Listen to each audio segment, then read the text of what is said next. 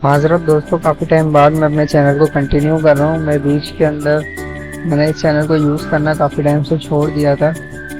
कुछ बिजनेस वगैरह की सेटिंग की वजह से मैं इस चैनल को टाइम नहीं दे पाया था, लेकिन इंशाल्लाह अब जिस चीज़ को शुरू किया था उसको वापसी कंटिन्यू करेंगे। तो वर्ड हमने शुरू किया था, वर्ड की फ़ाइल बना लेते हैं।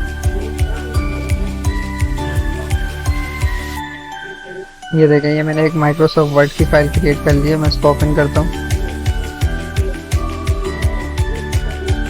लास्ट जो मैंने वीडियो अपनी देखी उसके अंदर मैं आपको फ़ॉन्ट तक बता चुका था। मैंने इंस्टॉलेशन बताई थी कि आपने माइक्रोसॉफ्ट की इंस्टॉलेशन वगैरह कैसे करनी है। वो वीडियोस मैंने कुछ टाइम पहले बनाई थी, तकरीबन 3-4 साल पहले बनाई थी। तो उसके अंदर जो प्रोसेस है वही सेम प्रोसेस आज भी है कि आप आराम से MS ऑफिस कहीं से भी डाउनलोड कर सकते हैं, उसका एक्टिव वगैरह कर सकते हैं।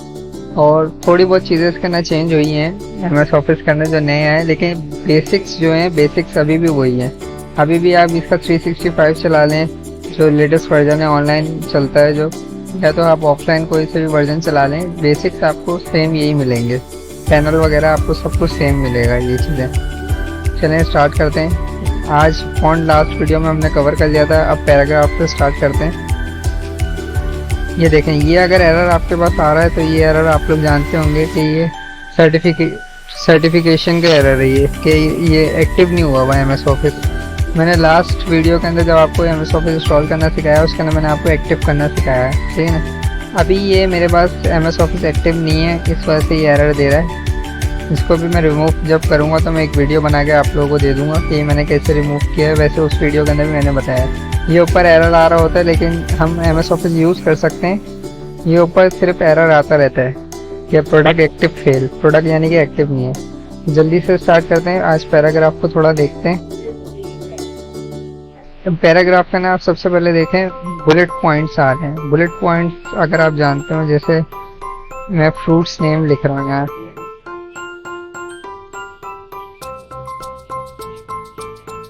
अब मुझे इन सारे बुलेट पॉइंट्स को, इन सारे फ्रूट्स को मुझे बुलेट पॉइंट्स में लिखना है। तो मैं इन सबको सिलेक्ट करूँगा और यहाँ से बुलेट पॉइंट अप्लाई कर दूँ। अब आप देखें, ये सारे जितने भी फ्रूट्स थे ये एक सीरीज वाइज आ गए बुलेट पॉइंट्स के अंदर, सही ना। अच्छा, हम इस बुलेट पॉइंट को हम मूव भी कर सकते हैं। देखना आगे पीछे हम इसको मूव करा सकते हैं। बुलेट पॉइंट्स की जो हमारी ये लाइन है, ये देखो मैं इधर ले आया, इधर वापसी ले गया, सही। थोड़ा जूम कर लूँ ताकि आप लोगों को सही समझ आ रहा हो। बुलेट पॉइंट्स के देखें, इसके अंदर फिर इसके डिफरेंट वेरिएंट्स आ जाते हैं। मैंने इसको सिलेक्ट किया। आप देखें इसके अंदर ये चेक मार्क का भी आ रहा है, क्रॉस का, डॉट ये वाले आ रहे हैं, ये बीच के अंदर सेंटर डॉट आ रहे हैं, सर्कल डॉट आ रहे हैं, स्क्वायर शेप में आ रहे हैं। देख रहे हैं आप, फिर ये डिफरेंट इसकी शेप्स आ जाती हैं। चेंज लिस्ट लेवल के आएंगे, ये देखें ये लिस्ट लेवल्स आ गए इसके,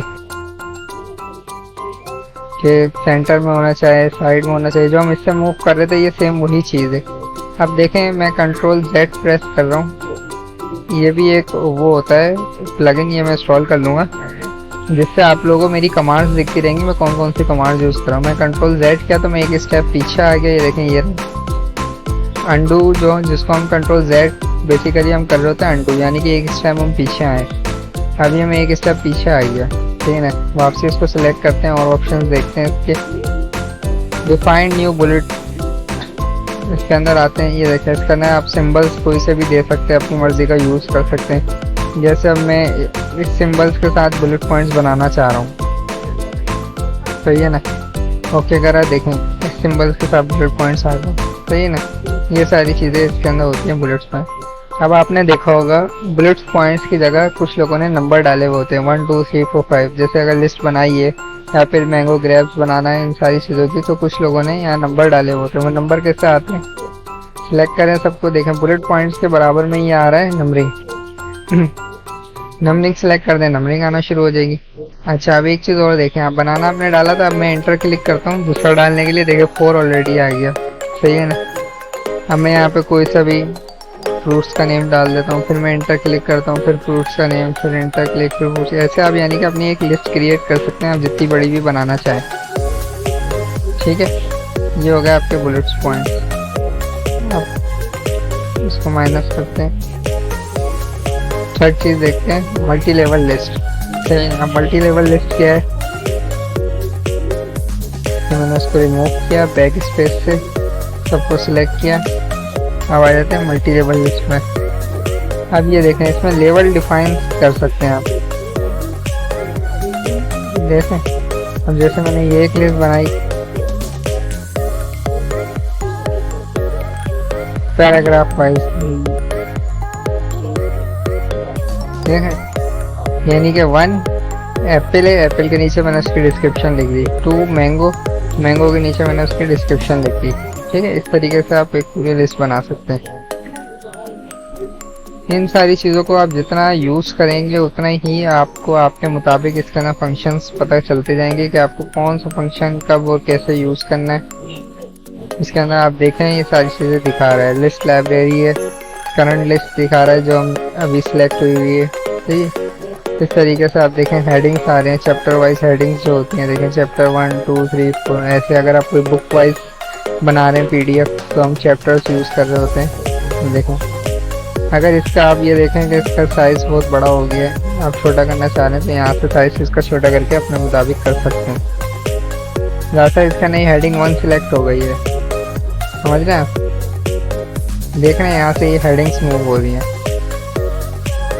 बैक आता हूँ आपसे, ये आपने इसके अंदर देख लिया कि कौन कौन से हम ये यूज़ कर सकते हैं मल्टी लेवल लिस्ट। अब इसके बाद ये आ जाता है centre, alignment right, alignment left, और ये बीच के अंदर आ रहा है जस्टिफाई। अब ये मैं आपको समझाने के लिए पहले एक पैराग्राफ लेकर आता हूँ मैं यहाँ पे। नेट से उठाते हैं हम पैराग्राफ। आपको कभी भी टेक्स्ट पे वर्क करना है, टेक्स्ट आपको चाहिए तो एक वेबसाइट है लॉरेम इप्सम, यहाँ से आपको फ्री टेक्स्ट मिल जाता है जो आप आराम से यूज़ कर सकते हैं। नॉन कॉपीराइट होता है ये। नॉन कॉपीराइट टेक्स्ट हम यूज़ कर रहे होते हैं अक्सर वेबसाइट्स बनाने के लिए। जब वेबसाइट्स बना रहे होते हैं, वेबसाइट बना के क्लाइंट को भेजते हैं, तो हम इस टेक्स्ट के अंदर लिख के भेजते हैं ताकि कोई भी क्लेम वगैरह ना आए कि हमने किसी का टेक्स्ट वगैरह कहीं से चोरी किया है। ये एक ऐसा टेक्स्ट होता है जिसको हम कहीं पर भी ईजिली यूज़ कर सकते हैं। इस टेक्स्ट के कोई मायने नहीं होते बेसिकली। ये अब ये देखें, अब मैं अगर इसको सेंटर अलाइन करता हूँ, आप देखें ये मैंने जूम किया हुआ था, जूम थोड़ा सा आउट किया, ये हमारा फुल पेज है। ठीक है, अब इसके अंदर अगर मैं इसको सेंटर अलाइन करता हूँ, आप देखिएगा डिफरेंस क्या आएगा। देखें पूरा टेक्स्ट सेंटर अलाइन हो गया। अब पूरा टेक्स्ट एक बीच की लाइन को फॉलो कर रहा है, पूरा सेंटर में आ गया। अगर मैं इसमें से कोई चीज़ रिमूव करता हूँ फिर भी देखें टेक्स्ट सेंटर ही रह रहा है। मैं यहाँ से आके कोई चीज़ रिमूव करता हूँ, टेक्स्ट सेंटर है। ठीक है, बैक आता हूँ मैं। अब इसको सेंटर की जगह इसके अलाइनमेंट चेक करते हैं। कंट्रोल Y से मैं रीडू कर रहा हूँ। ठीक है ना, अब इसको सेंटर अलाइन की जगह जो हमने पहले सेंटर अलाइन किया हुआ था ये, अब मैं इसको लेफ्ट अलाइन करता हूँ। देखिए मैंने सारा सिलेक्ट, अगर आप देखें सिलेक्ट नहीं करेंगे ना, आप इसको ऐसे करेंगे लेफ्ट अलाइन, ऐसे भी हो जाएगा ये।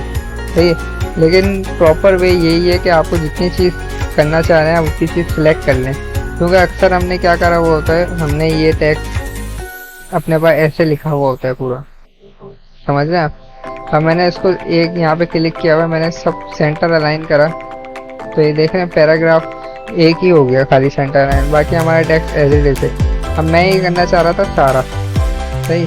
तो इसलिए आपको जितना टेक्स्ट करना है या 2 पैराग्राफ करने हैं, एक करना है, आप उतना चीज़ सेलेक्ट करके फिर आप करा करें हमेशा। अब देखें 2 पैराग्राफ हो गए, ये एक सेंटेंस वैसी का वैसी रहा। इस वजह से जो चीज़ आपको करनी है उसी को आप खाली सिलेक्ट करें, फिर सेंटर अलाइन करें। अब ये देखें ये हुआ हुआ है अभी इस टाइम पे लेफ्ट अलाइन। अब हम इसको सिंपल राइट अलाइन करके देखते हैं। देखें ये पूरा टेक्स्ट राइट अलाइन हो गया।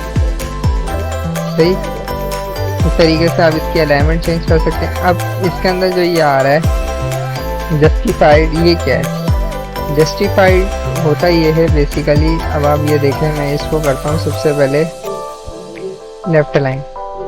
लेफ्ट लाइन के बाद आप देखें यहाँ से देख रहे हैं, दा आगे गया हुआ है, टाइप पीछे आया हुआ है, लीप आगे गया हुआ है, दा पीछे आया हुआ है। ये सारी जो चीज़ें हैं ये आगे पीछे हुई हुई हैं यानी कि एक बॉक्स की तरह का टेक्स्ट नहीं है ये। अब मैं इसको सिलेक्ट करता हूँ और इसको करता हूँ जस्टिफाई।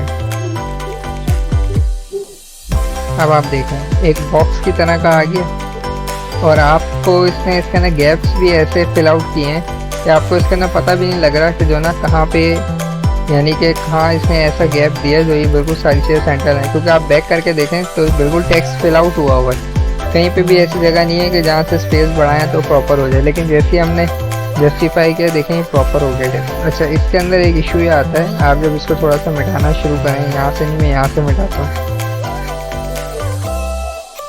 देखना अक्सर कुछ जगहों पे ये स्पेस बढ़ा देता है। देख रहे हैं यहाँ स्पेस बढ़ गया, यहाँ स्पेस बढ़ गया। थोड़ा सा अगर ये एकदम प्रॉपर अगर कर दे, ये कुछ जगहों पे बड़े बड़े स्पेस आना शुरू हो जाते हैं। मैं आपको बस ये दिखाना चाह रहा हूँ, इसमें ये अभी हो नहीं पा रहा प्रॉपर।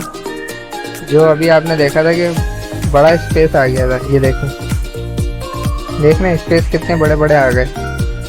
रिलीज के बाद, ऑफ के बाद कितने बड़े बड़े स्पेस आ गए। तो ये थोड़ा सा ख्याल किया करें फॉर्मेटिंग के अंदर कि आपको प्रॉपर रखनी है फॉर्मेटिंग,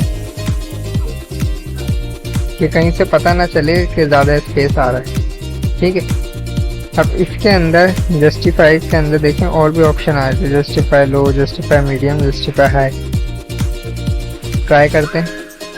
मैं वापसी से एक दफ़ा यहाँ से टेक्स्ट ले आता हूँ,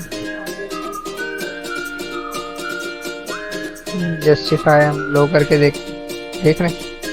आप अपने मुताबिक इस सारी चीज़ों को सेट कर सकते हैं, आपको जिस हिसाब से चाहिए। देखें ये इसमें थोड़ा सा इसने गैप बढ़ा दिए, इसके अंदर जस्टिफाई आई और गैप बढ़ा दिए। जो बेसिकली नॉर्मल हमारा चल रहा होता है, हम सिर्फ जस्टिफाई लगाते हैं तो ये प्रॉपर सेट हो जाता है। ठीक है, अब पैराग्राफ के अंदर और चीज़ें देखते हैं। और चीज़ें क्या है, मैं ये देख रहे हैं आप एक चीज़ कि जब मैंने पहली वीडियोस भी बनाई थी उसके अंदर मैं पहले क्लिक करने से पहले 1 सेकंड के लिए माउस को रोकता हूँ ताकि ये उसका डिस्क्रिप्शन बॉक्स खुल जाए। इससे आपको चीज़ों का पता चलता है कि जो है ना इस चीज़ का नाम क्या है। जैसे देखें ये दिखा रहा है कंट्रोल फॉन्ट साइज। और दूसरा आपको एक मेन चीज़ जो पता चलती है वो पता चलती है इसकी कमांड, कि देखें आगे कंट्रोल शिफ्ट पी लिखा हुआ आता है, ये इसकी कमांड है। आगे चल के इंशाल्लाह जब आप लोग थोड़ा ये MS ऑफिस सीख लेंगे तो आप लोगों का जो कमांड्स हैं वो आप लोगों को याद होंगी, जिससे आप जो ये काम है जो हम अभी यहाँ से सिलेक्ट कर करके एक एक चीज़ कर रहे हैं, ये फिर आप ऐसे सिलेक्ट कर करके नहीं करेंगे। आप ये सारी चीज़ें कमांड्स से करेंगे तो इससे आपके काम में स्पीड आएगी, तेज़ी आएगी आपके काम करने में। अगर आप ऐसे पूरा पैराग्राफ लिखें उसके बाद इसको सिलेक्ट करके बोल्ड करें, इसको सिलेक्ट करके फिर बोल्ड करें, तो आपको बहुत टाइम लगेगा इसको करने में। क्योंकि हम लिखते वक्त हम क्या कर रहे होते हैं, ये हमने जैसे सिलेक्ट किया कंट्रोल B, सही है ना। आगे में बड़ा कर्सर लेके देखें, मैं माउस यूज़ नहीं कर रहा, ये मैंने सिलेक्ट किया, इसको मुझे बोल्ड चाहिए था, कंट्रोल B, सही। ऐसे हम स्पीड में काम कर रहे होते हैं, हम इतना नहीं देख रहे होते कि हमें माउस कहाँ है, माउस से हम बोल्ड करेंगे वो। तो इस वजह से जो है ना जब भी आप करें अभी से आदत डालें कि क्लिक करने से पहले 1 सेकंड के लिए माउस रोक लिया करें, उसकी कमांड देख लिया करें, कमांड अगर आ रही है तो उसके ऊपर कौन सी कमांड आ रही है और उसकी डिस्क्रिप्शन वगैरह क्या लिखी हुई आ रही है वो चीज़ें देख लिया करें एक दफ़ा। अब इसके अंदर देखें ये आ रहा है डिक्रीज इंडेंट। ट्राई करते हैं, पहले आप ट्राई करें फिर मैं आपको बताऊंगा ये कर क्या रहा है। देखें वही सिंपल है कि आप पैराग्राफ को मूव करा सकते हैं लेफ़्ट साइड या राइट साइड, इसका ये यूज़ है। ये देखें राइट साइड मूव हो गया पैराग्राफ, लेफ़्ट साइड मूव हो गया, इसके लिए यूज़ होता है ये। दूसरी चीज़ देखते हैं, ये जो चीज़ें हैं ये हम इतनी यूज़ नहीं कर रहे होते हैं MS ऑफिस में, ये वो लोग यूज़ कर रहे होते हैं जो कोई यानी कि शीट्स वगैरह मेंटेन कर रहे हैं, शीट्स वगैरह बना रहे हैं, ये ज़्यादातर वो लोग यूज़ कर रहे होते हैं। Right to left text direction आ गई है, टेक्स्ट डायरेक्शन ट्राई कर लेते हैं। देख रहे हैं डायरेक्शन चेंज हो गई है, लास्ट टेक्स्ट की। जो लास्ट हमारा गैप इधर आ रहा था वो अब गैप इस साइड पे आ गया है। इससे आप डायरेक्शन वगैरह चेंज कर सकते हैं। लाइन एंड पैराग्राफ स्पेसिंग,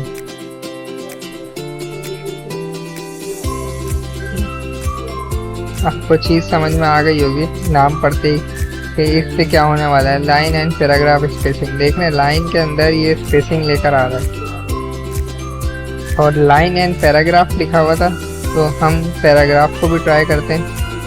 एक और पैराग्राफ बना लेते हैं इसी के नीचे ही। ज़्यादातर चीज़ें आपको इसका नाम पढ़ के ही चीज़ें समझ में आना शुरू हो जाएंगी। देखें पैराग्राफ के अंदर भी स्पेस आ रहा है। अब हम ये नहीं करते, हम इसकी जगह पे ये तो सारे स्पेसेस आपने देख लिए। Add space before paragraph,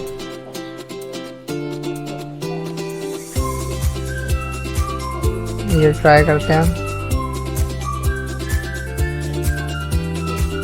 remove space from paragraph, remove space after paragraph.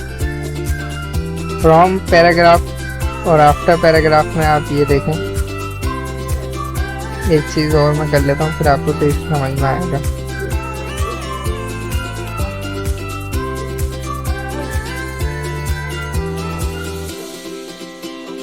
ऊपर भी पैराग्राफ है, नीचे भी पैराग्राफ है, सही है ना। मैंने इसको इतने हिस्से को सिलेक्ट किया।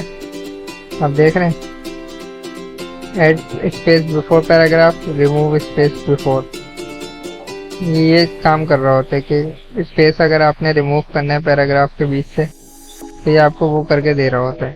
या दोबारा से उसको ट्राई करते हैं। देख रहे हैं रिमूव हो गया स्पेस पैराग्राफ के बीच में से।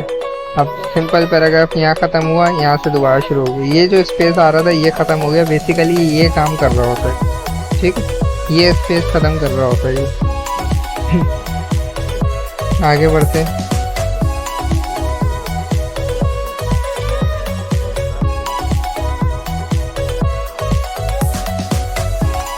शेडिंग, शेडिंग ट्राई करते हैं।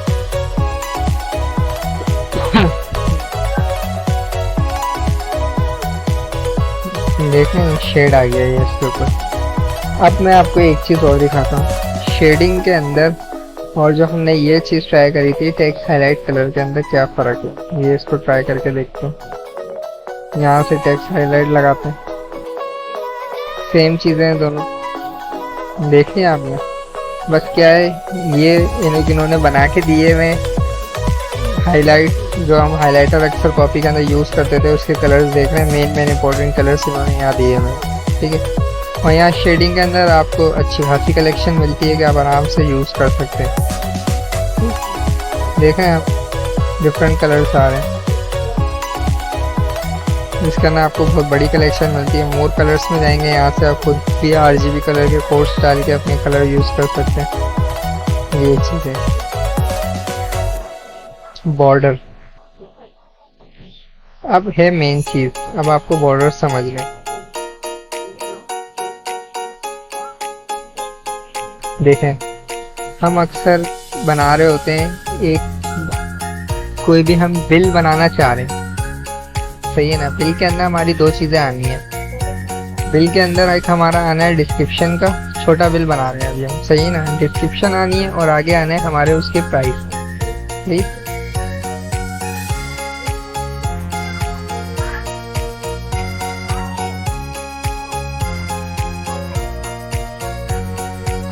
सबसे पहले मैंने यहाँ पे बंदे का नेम लिख दिया। मैं इसको हटाता हूँ 2 मिनट। यहाँ से मैं बोल्ड लगे रहने देता हूँ। शेडो रिमूव कर दिया मैंने। ये पैराग्राफ जो इसके अंदर लगा हुआ है ये मैंने हटा दिया, तो ये ना लेफ्ट हैंडिंग हुआ है। सबसे पहले मैंने लिख लिया नेम। भाई क्यों लगे हुए आ रहे हो? नो कलर यहाँ से भी कर दिया, नो कलर यहाँ से भी कर दिया। अभी रिमूव नहीं हो रहा है।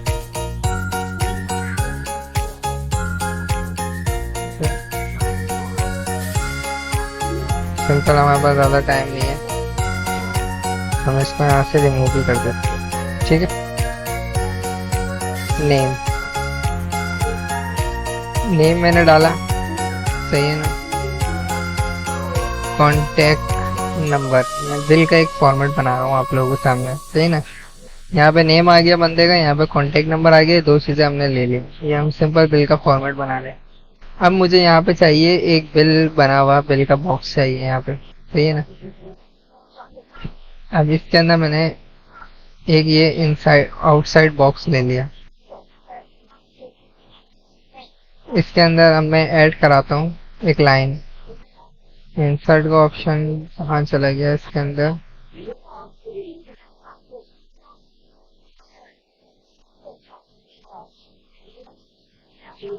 एक मिनट रुकिए जरा।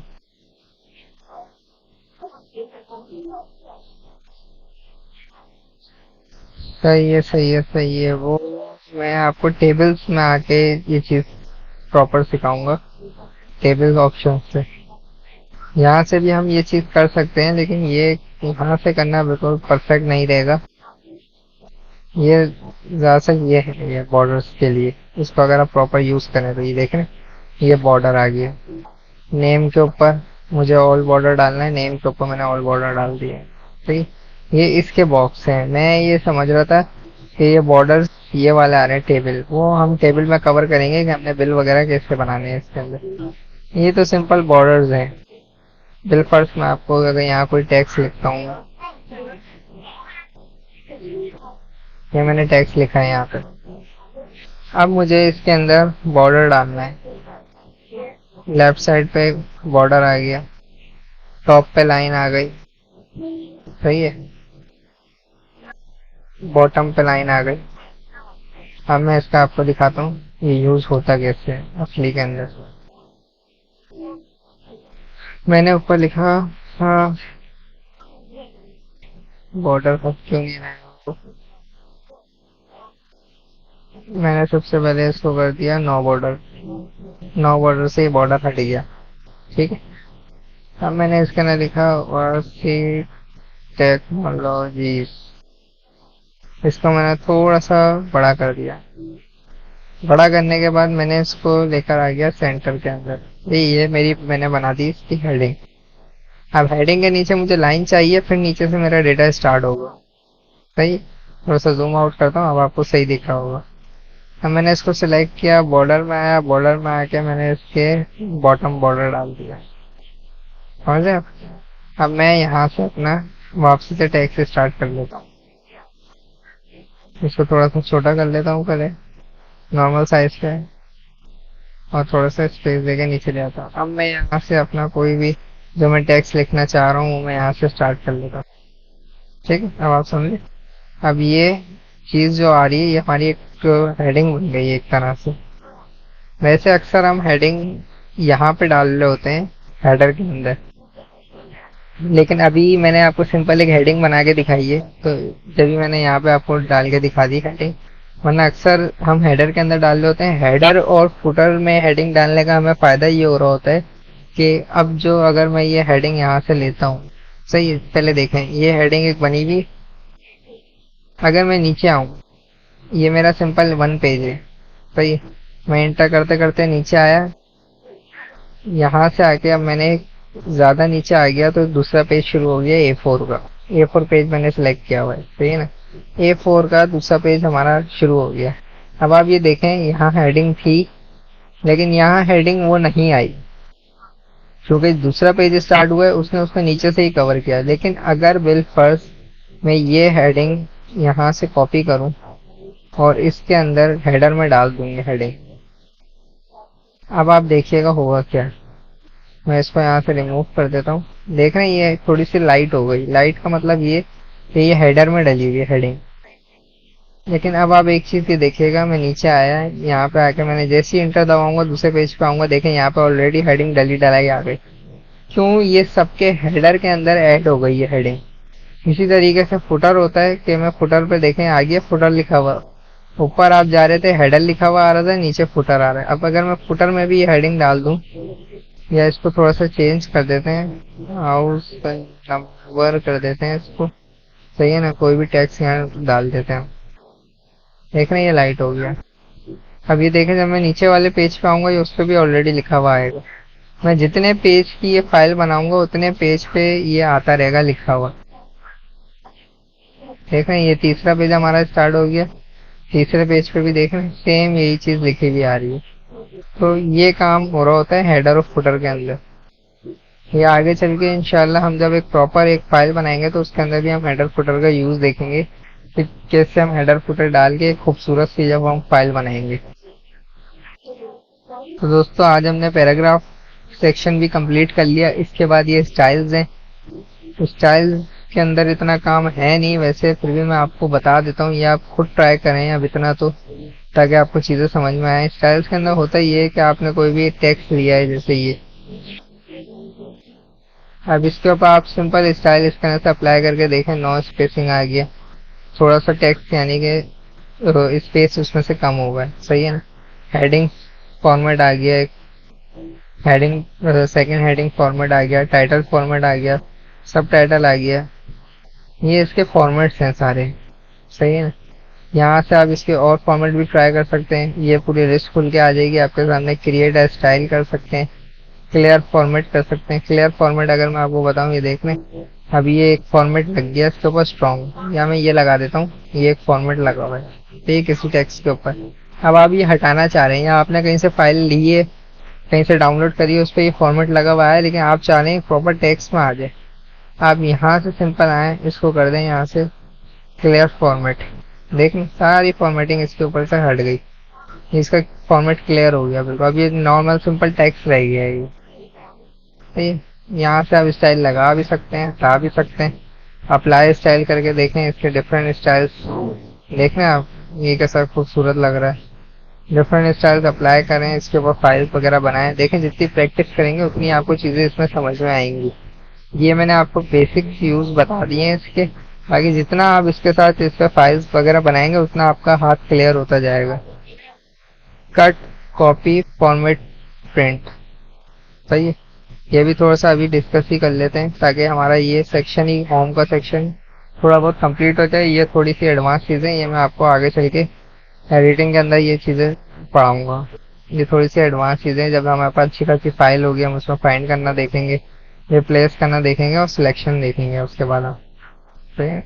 अभी मैं आपको थोड़ा सा कट और कॉपी का बता दूं, सिंपल चीजें। मैंने ये टेक्स्ट सेलेक्ट किया, अब मुझे इसको कॉपी करना है। वे सिंपल कमांड है कंट्रोल सी, जिसको आप कंट्रोल सी दबाएं, कॉपी हो चुका है। जहाँ पे भी आपको पेस्ट करना है, कंट्रोल वी दबाएं, पेस्ट हो जाएगा। लेकिन आप चाह रहे हैं कि आपको कीबोर्ड से करना ही नहीं है, ठीक है। आप यहाँ से इसको सिलेक्ट करें, यहाँ से इसको कॉपी करें, यहाँ लाके राइट क्लिक करें, यहाँ से आप इसको पेस्ट कर दें। समझ रहे हैं, ये पेस्ट हो गया आपका। अब आप कट करना चाह रहे हैं, लॉरे विप्सम, अब मैं चाह रहा हूँ इसको कट कर दूं, यहाँ से ये दिखे ही नहीं, ये कट हो के यहाँ आए। अभी मैंने कॉपी किया था, कॉपी यानी कि डुप्लीकेट बनाया था, डुप्लीकेट अब मैं नहीं चाह रहा, मैं चाह रहा हूँ ये कट हो जाए। तो कट आपने सिंपल इसको यहाँ से दबाएंगे, ये कट हो गया। कट की कमांड क्या है, यहाँ से आप वापसी आके इसको पेस्ट कर लें। कट की कमांड है कंट्रोल एक्स। मैंने उसको सिलेक्ट किया, कंट्रोल एक्स दबाया, देखें ये हट गया। मैं यहाँ आया, वही सेम कमांड है कंट्रोल वी, जो कॉपी के अंदर थी कंट्रोल सी कंट्रोल वी, वही इसके अंदर कंट्रोल कट करने के लिए कंट्रोल एक्स, पेस्ट करने के लिए कंट्रोल वी। सही, ये हो गया। फॉर्मेट, ये पेंटर, फॉर्मेट पेंटर क्या कर रहा होता है देख लेते हैं। मैंने एक एप्पल लिखा, सही, नीचे मैंने लिखा मैंगो। ये किधर, मैं एक और ले रहा हूँ, बना था। सही। अब मैंने एप्पल के ऊपर कुछ फॉर्मेटिंग की है। मैंने एप्पल को देखने इटैलिक कर दिया, बोल्ड कर दिया, इसके ऊपर मैंने कुछ फॉर्मेट वगैरह अप्लाई करा है। रेड कलर मैंने इसको अप्लाई कर दिया, थोड़ा सा मैंने इसको बड़ा कर दिया, ठीक है। अब आप ये चाह रहे हैं ये जो आपने एक फॉर्मेट बना दिया है यही सब पे अप्लाई हो जाए। सही, कैसे होगा, आपने इसको सबसे पहले सिलेक्ट किया, देखें ऐसे आप फॉर्मेट पेंट पे क्लिक करते रहेंगे, कुछ नहीं होगा। सही है ना। जब बहुत सारा टेक्स्ट होगा, अभी तो इसने कर दिया ये कि एप्पल का जो फॉर्मेट पेंट था वो मैंगो पे ले आया, लेकिन जब बहुत सारा टेक्स्ट होगा ये उसको खराब कर देगा। ठीक है, तो हमेशा सिलेक्ट करके ही करें। अब आपने फॉर्मेट पेन के ऊपर इसको क्लिक किया, इसने ये इसका फॉर्मेट कॉपी कर लिया। अब मैं मैंगो पे लगाना चाहूँ मैंगो पे लगा लूँ, फिर दोबारा से उसको फॉर्मेट पेन करके बनाना पे लगाना चाहूँ बनाना पे लगा लूँ। ठीक है, फॉर्मेट पेन ये कर रहा होता है कि आपका एक फॉर्मेट कॉपी करके उसको दूसरे टेक्स्ट पे अप्लाई कर देता है। ये यूज है फॉर्मेट पेन का। अब थोड़ा सा इस पे टेक्स्ट लेकर आते हैं और मैं आपको दिखाता हूँ मैं क्यों सिलेक्ट करके करने का बोल रहा हूँ। मैंने यहाँ एक फॉर्मेट इस पे लगाया था, इटैलिक बोल्ड,